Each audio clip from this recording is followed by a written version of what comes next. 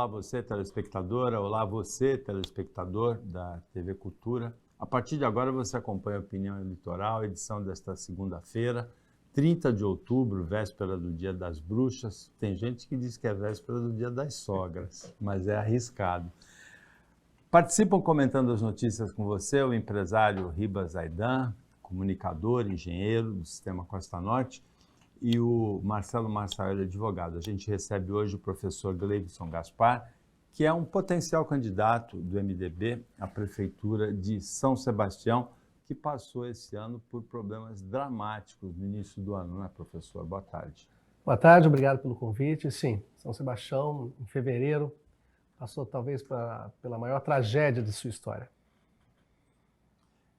Com mortos, desabrigados. 65 mortos. E uma imagem assim pro turismo da região que ficou bastante abalada, né?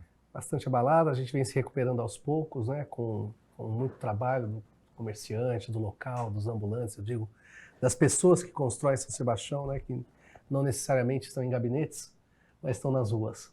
As obras atrasaram, Zaidan, de recuperação dessa tragédia de São Sebastião? Boa tarde. Preciso ouvir o governador para amenizar o sofrimento da população de São Sebastião, porque o prefeito atual deixou invadir aquilo, né? Aquilo, ao longo desses 7 anos que ele é prefeito, aquilo aumentou demais aquelas invasões em local que não podia fazer, sabe?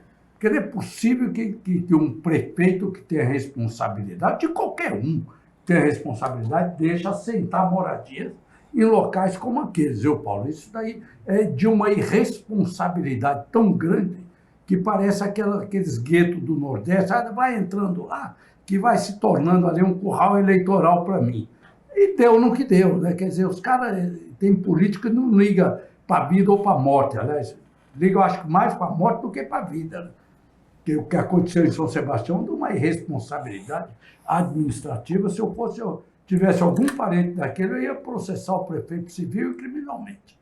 Eu conheço várias pessoas que também com casos de veraneio em Juqueí, em Toque-Toque, né, que foram correndo um risco de vida sério, né, nessa tragédia de São Sebastião.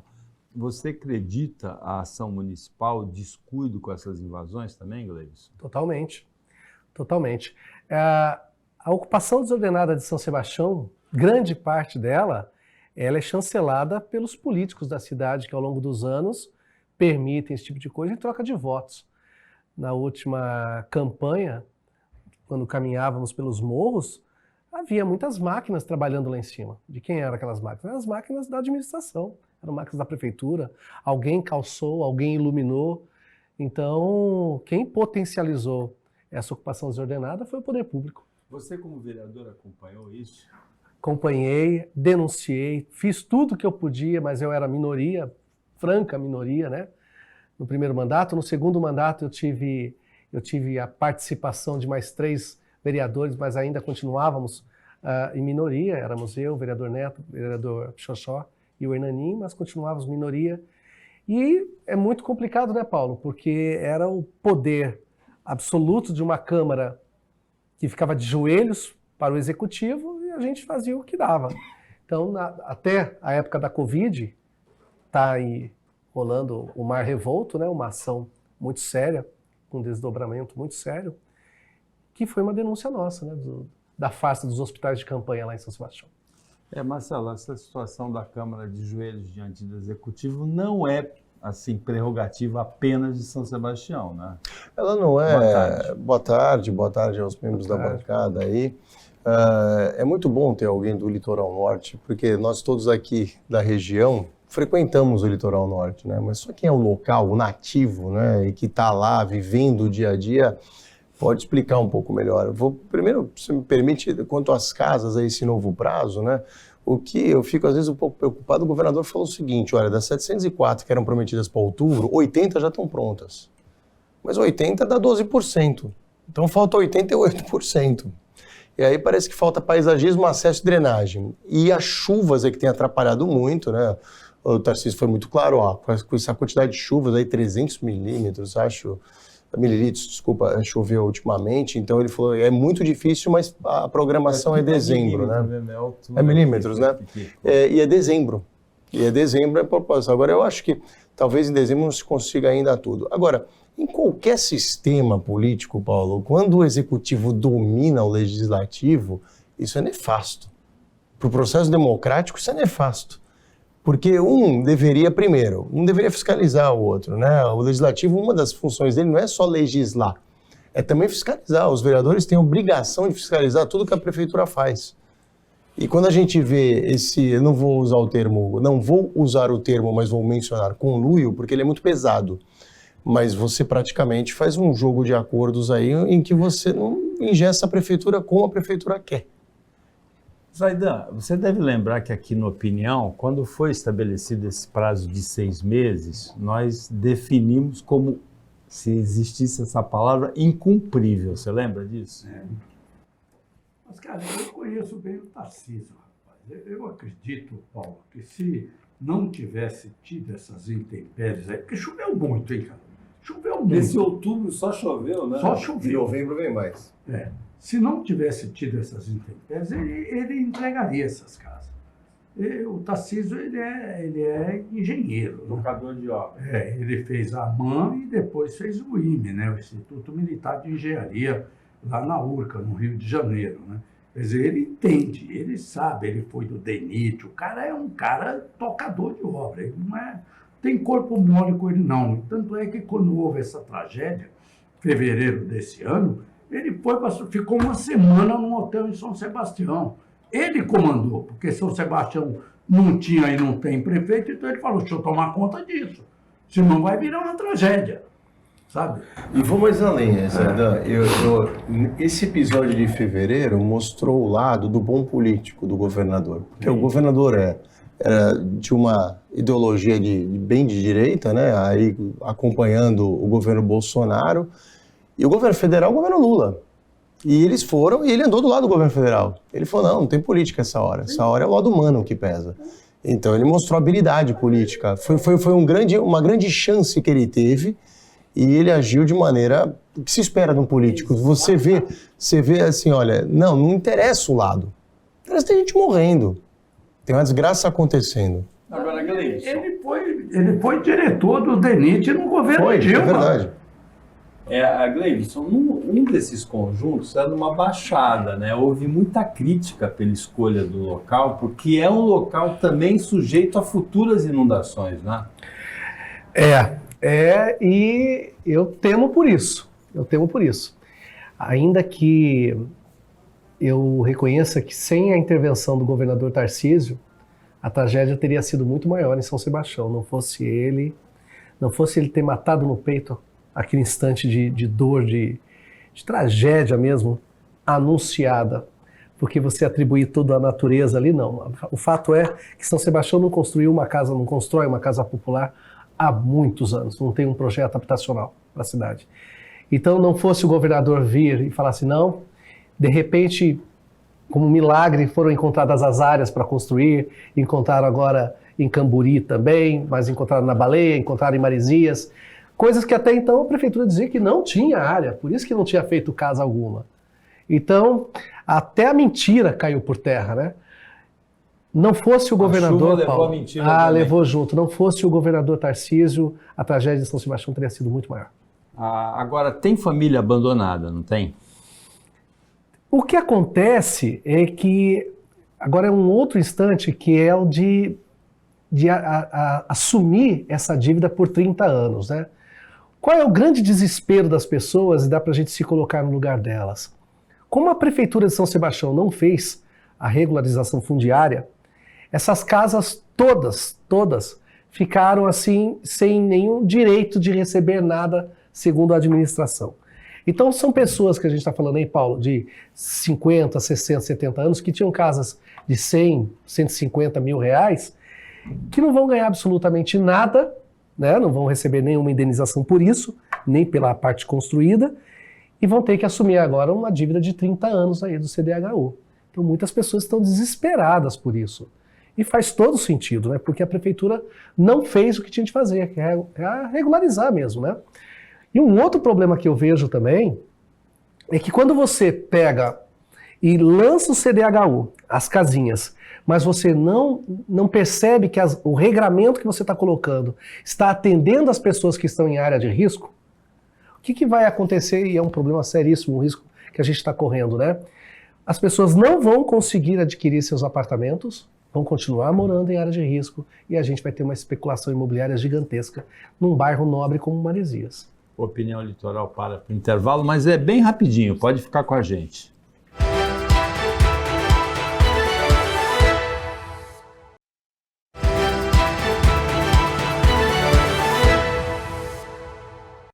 Voltando com a Opinião Litoral, nesta segunda-feira nós recebemos o professor Gleivson Rocha, que é um potencial candidato pelo MDB à Prefeitura de São Sebastião.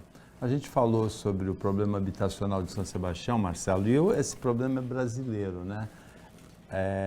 As pessoas que precisam da casa não têm renda para pagar o financiamento, por mínimo que ele seja, como o do CDHU, né, do paulista. E o brasileiro acaba se endividando, né? Também, e né? o brasileiro acaba se endividando de maneira impagável, porque mesmo esses, quando você vê as taxas de juros, não é aquilo que se projeta, não é o que se resolve, o que se executa na prática, né?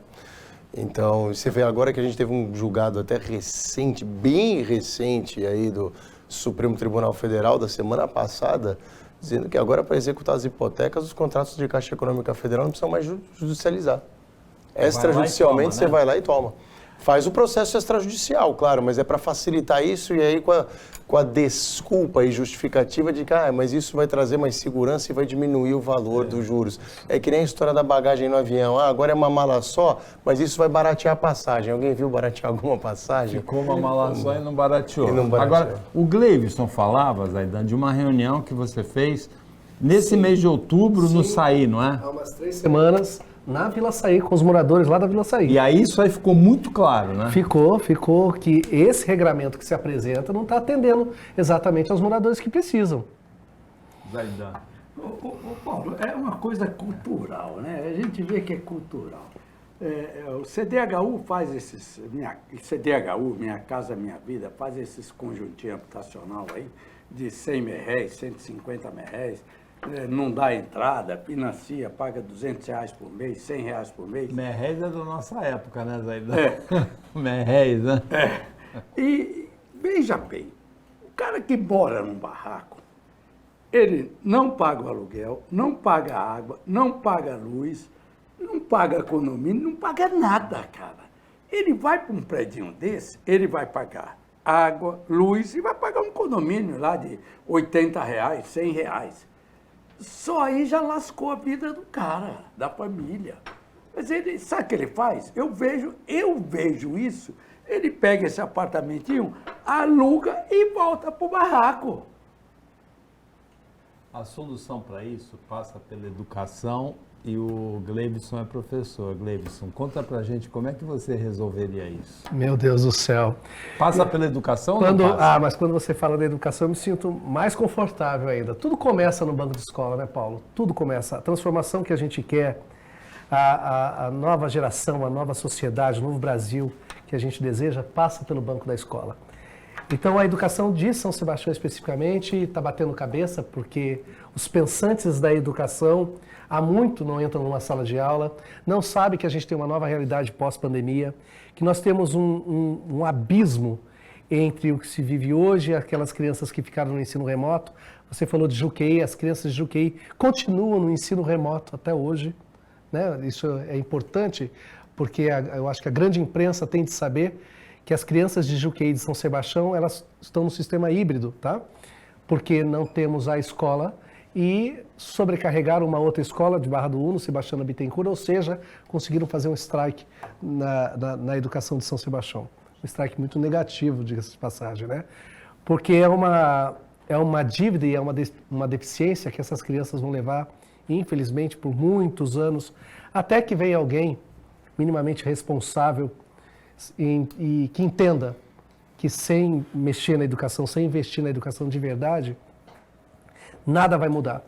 Porque a educação não tem mágica, eu sempre digo isso, a educação não tem mágica, eu sou professor de carreira, né? Eu começo lá no 6º ano e termino na faculdade. A educação de qualidade não tem mágica. É criança, é aluno em condição de aprender e professor a fim de ensinar. O resto é perfumaria.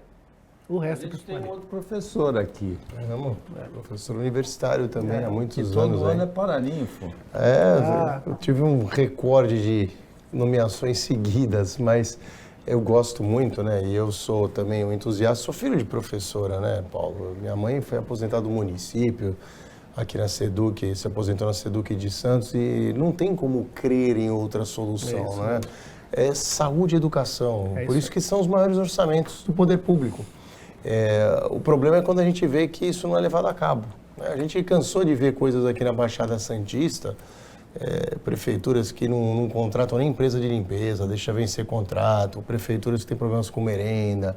A gente vê as coisas básicas, mais básicas para as crianças poderem ter um ensino de qualidade, sendo completamente vilipendiadas. Então, é lamentável para um professor, tanto eu quanto o Gleivson, a gente assistir isso, né? Porque dói duplamente.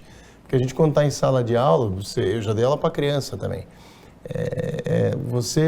a esperança está ali, a multiplicação do seu conhecimento neles é a esperança de que a gente vai conseguir mudar alguma coisa. Quando você não dá as ferramentas que o poder público te permite, você sonega isso. Isso é um crime mais grave do que muito crime que a gente vê por aí e acha grave. Esse é um crime que mata lentamente, porque mata o intelecto. Desvio de merenda é muito grave, né? Dói na alma. Agora, Zaidan, quando eu discuto política, eu falo que a área mais importante de atuação de qualquer governo, federal, estadual, municipal, é a educação. Mas o pessoal não acredita muito em mim, não. É mais importante que a economia, eu acho. Muito mais, muito mais. Como é que você dá para entender que em 1953, 55, a Coreia saiu destruída de uma guerra insana e hoje é um dos países mais avançados do mundo em questão de desenvolvimento, tecnologia? Foi a educação, cara, sabe? Mas o Brasil é uma esculhambação. A educação nunca foi prioridade. Nunca foi prioridade nesse país. E gasta-se fortuna, bilhões e bilhões de reais, sabe? Do ensino infantil, na creche, ensino infantil, ensino fundamental, ensino médio, e muito menos a universidade. Coisa absurda. Gleivson, como é que resolve o problema da educação em São Sebastião? Primeiro, encarar que não dá para levar a educação a sério sem levar os profissionais da educação a sério, né? Os professores a sério. Investir na formação desses professores é importantíssimo. Pensar na graduação, porque a graduação também... meu Deus do céu. Porque pensaram tanto em massificar, facilitar o terceiro grau, que ele foi caindo em qualidade também, né? Então, muito do que chega hoje lá na fronteira para trabalhar, a formação ficou inadequada. Porque hoje não é falta de dinheiro, né, Paulo? Não é falta de dinheiro para a educação. É falta de filosofia de trabalho mesmo. Onde se quer chegar com a educação pública? Onde se quer chegar? No meu dia a dia, eu percebo que transformaram a escola em clube, um clubinho. Você toma conta da molecada, você segura a molecada aí, pelo amor de Deus. O importante eu vivenciei isso lá em São Sebastião, na Costa Sul de São Sebastião, uma escola que ficou 6 meses, o primeiro semestre todinho, sem professor de matemática. Mas isso era uma briga que os pais deveriam ter comprado também. Além dos professores, da equipe gestora, a própria Secretaria de Educação, mas não. Todo mundo ficou em silêncio porque essa molecada continuava indo para a escola normalmente, o horário era cumprido normalmente. Ainda que não estivessem aprendendo, estava tudo em paz. E não pode, né? A gente não pode se acomodar. A educação ela tem de funcionar e não pode transformar a escola em clube. Quando digo isso, o pessoal fala assim, mas isso aí é política de direita? Não, não. Isso não é política de direita. Eu sou adepto da ideia de que a escola tem de, como diz, né, alguns filósofos aí, né? A escola, ela tem de ensinar mesmo, a escolarizar a criança, né? Educar é muito amplo, isso aí a gente divide com a família, divide com outros ambientes também da cultura, o pessoal do esporte. Todo mundo vai ajudar nessa formação cidadã. Mas a escola tem de se ocupar com ler, escrever, com o mundo acadêmico, científico, porque senão transformaram em clubinho. Tudo é festa, tudo é motivo para suspender a aula. São Sebastião, ano passado, fizeram jogos escolares no período de aula, então, em vez de fazer no contraturno, não. Para a aula e vamos jogar bola, jogar queimada. Aí fica difícil, né? Zaidan, o Gleivson falou, o professor Gleivson falou que não é falta de dinheiro para a educação. E realmente não é, porque a lei determina que os municípios apliquem 25% no mínimo do orçamento em educação e delimita o que é aplicação em educação e o que não é. O Fundef, criado pelo ministro Paulo Renato no governo Fernando Henrique, é um fundo para que todos os estados e municípios colaboram pela arrecadação, ou seja, quem arrecada mais colabora mais, e distribuído pelo número de alunos, ou seja, quem tem maior... Ou seja, é uma redistribuição tributária direcionada para a educação. Então, não é falta de dinheiro mesmo. Agora, eu lembro da ex-reitora da Unisantos, Maria Helena Lamberti, dizer o Brasil agora tem toda criança na escola, mas falta qualidade. Não adianta estar na escola. Não adianta só estar lá, né? Porque muitas famílias, culturalmente, mandam o filho para a escola para ver se eles se educam na escola. Sabe? Na escola não se educa. Na escola você dá conhecimento, como o professor falou. Sabe? Não tem educação. A educação é dentro de casa. Mas eu vou citar São Sebastião, por exemplo, tem quase 500 milhões de reais para a educação. Para fazer essa esculhambação que faz. Mal gasto. Pelo amor de Deus, que mal gasto. Não vou falar que dizia esse dinheiro, porque eu não sei, né? Mas, pelo jeito, porque o resultado, você pega o IDEB de São Sebastião, é uma coisa de doido. No próximo bloco, o Marcelo Marciali vai comentar com o professor Gleivson a transformação da educação, né? A internet, as redes sociais, o acesso à informação online mudou radicalmente o cenário da educação. E isso ainda não chegou com muita clareza na sala de aula brasileira. O Marcelo comenta depois do intervalo.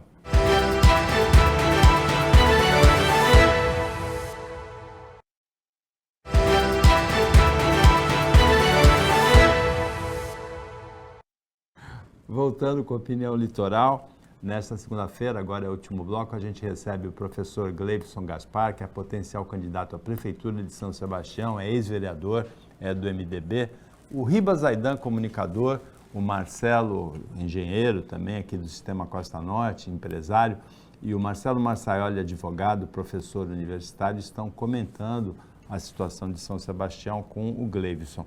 A educação mudou, né, Marcelo? Mudou demais. Mudou radicalmente, né? Só que ela não mudou em 2023. O primeiro grande sinal que a gente teve isso foi com a pandemia. Em 2020, quando as escolas tiveram forçadamente que se adequar e a educação à distância precisou chegar em todo mundo, a gente já teve os primeiros sinais que a gente não estava preparado. Foi feito a toque de caixa, escolas privadas, particulares, com mensalidades caríssimas, conseguiram levar isso de maneira muito rápida, mas o ensino público penou. Foi muito difícil, porque a gente não pode pensar só na central, a gente não pode pensar na escola, tem que pensar no destinatário, quem está na ponta. Quem está na ponta tem esse acesso? Quem está na ponta consegue acessar o ensino de qualidade remoto? Então, são coisas, Paulo, que aconteceram há 3 anos já. A gente não viu o tempo passar. Já faz 3 anos que a gente padeceu com a pandemia. E a gente, qual foi o aprendizado? Eu acho que essa é a pergunta. O que aprendemos e o que mudamos? Então, eu continuo vendo as escolas particulares voando nisso e continuo vendo as escolas públicas patinando. Precisa haver uma mudança radical. Você vê algumas prefeituras, posso falar, Santos, por exemplo. A Secretaria de Educação de Santos faz um trabalho excelente. Mas não adianta a gente ter um oásis no deserto, isso precisa ser geral, a gente precisa ter várias prefeituras trabalhando bem. Né? Eu ainda acho que falta muito, eu acho que o caminho é esse, não tem como a gente fugir. A tecnologia, se a gente não conseguir igualar, se a gente não conseguir dar acesso a todos, a gente não vai ter um mercado de trabalho democrático, a gente não vai ter um Estado que possa dizer, olha, eu ofereço a oportunidade a todos vocês, cidadãos. Não. O privilegiado continuará sendo privilegiado. O Marçaioli falou bem. Antes da pandemia, o Paulo Alexandre era prefeito, né, em 2019, E ele chamou a gente até para fazer uma parceria. Escuta, dá para passar, a gente produz um conteúdo da educação, dá para passar no canal 48.2, que é a TV Educação, que a gente tem o canal TV Cultura, tem muita programação. E a gente começou a fazer isso, Paulo. Por isso, Santos avançou muito, sabe por quê? Nem todo mundo tinha internet. Mas todo mundo tem uma TV aberta. Não é verdade? Gleivson, são duas questões aí. Primeiro, que a dinâmica da aula virtual é completamente diferente da dinâmica presencial. Nem todo mundo está preparado para ser aluno ou para ser professor virtualmente, né? E por educação à distância. Em segundo lugar, algumas famílias não têm o equipamento necessário para acompanhar a aula virtual. Tem família que tem um celular, são 3 filhos, como é que faz? Não faz. Essa foi esse episódio de educação e saúde, Paulo, esse episódio foi um dos que mais assim me entristeceu durante a pandemia. O tanto de gente sem vergonha aproveitou desse momento do mundo inteiro, mas aqui no Brasil foi terrível, né? Para roubar ainda mais. São Sebastião na saúde, na educação foi um desastre. Por que na educação é um desastre? Porque a gente está falando também, além de tudo, do período de alfabetização, né? Ele simplesmente não aconteceu. Então ficou aí um abismo, tem um buraco, existe um buraco que a gente precisava ter encarado assim que voltasse às aulas no presencial. São Sebastião nunca fez um trabalho para a recuperação desses alunos. Nunca foi feito absolutamente nada. Mas durante a pandemia nós usávamos o Google Meet, por exemplo, que é gratuito, uma plataforma gratuita, né?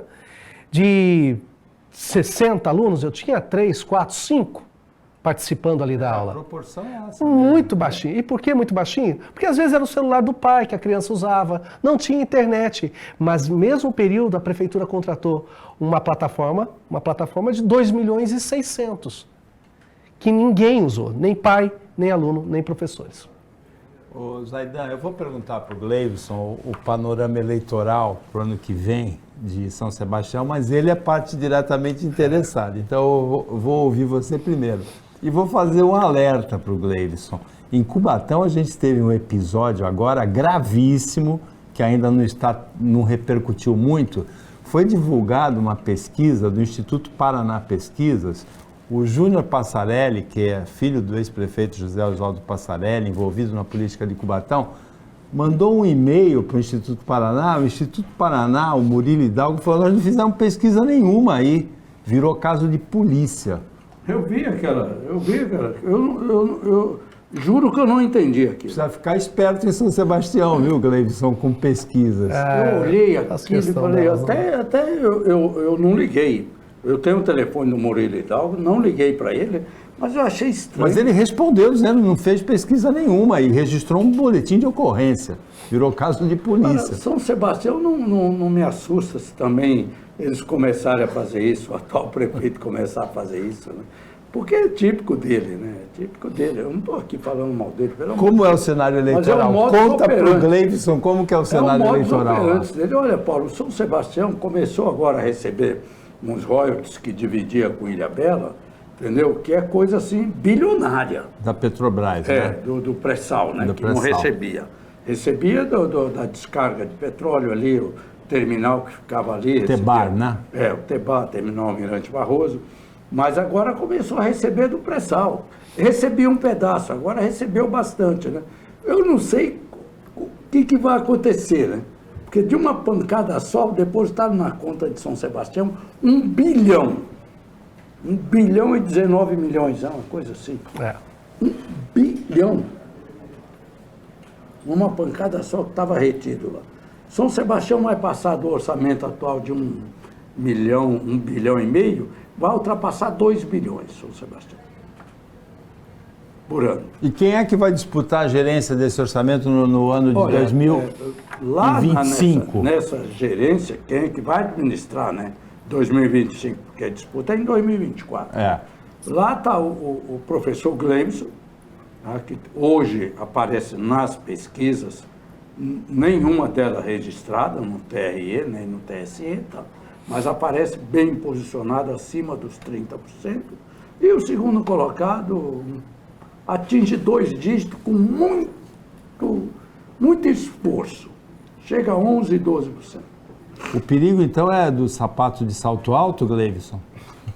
Não vai Pode ser, mas eu sou uma pessoa muito identificada com o povão e já sou testado nas urnas, tá, Paulo? Talvez, eu não sei, é a primeira vez que eu faço essa visita aqui ao estúdio, conheço vocês, mas eu saí a primeira vez a vereador, entrei como suplente, com 600 votos, voltei com 1.000 votos, voltei com 3.000 votos, e o mais votado da história do Litoral Norte, e na minha primeira para prefeito em 2020, fui o único que bateu os 20.000 votos. Então eu sou um cara testado nas urnas, meu amigo. Olha aí, Marcelo. Tá certo, é isso.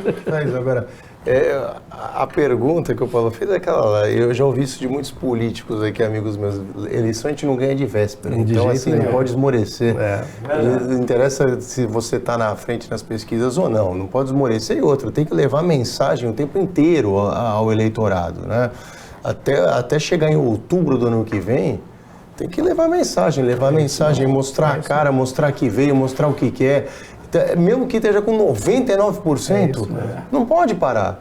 Porque a opinião pública, antes de votar, ela quer escutar. Eu já sei em quem eu vou votar, mas eu quero ainda assim ouvir. Um amigo nosso, amigo meu, muito amigo meu, amigo do Paulo, também conhecido seu, o velho Oswaldo Justo. Sim. Sabe? Foi prefeito de Santos, deputado estadual, um grande prefeito de Santos. Ele sempre falava para mim assim, ele fazia a reunião das madrugadas em Bertioga, quando Bertioga pertencia a Santos. Né? Aí a gente tomava café junto, eu escutava muito ele, falava, como é que você vê a política, né? E ele falava, olha, Zaidão, vou te falar uma coisa, política, olha para o céu, tá vendo aquelas nuvens ali? Eu olhava, ele falava, política é que nem essas nuvens, um dia tá de um jeito, aí no outro dia você vê, já tá de outro jeito. Justo falava isso. E ele tem razão, viu? O Justo falava assim que a candidatura não deveria ficar muito tempo no varal, né? Porque desbotava. Falava isso, falava nem roupa que muito tempo que na pesquisa era melhor estar em segundo, porque todo mundo puxa a perna do que está em primeiro, né?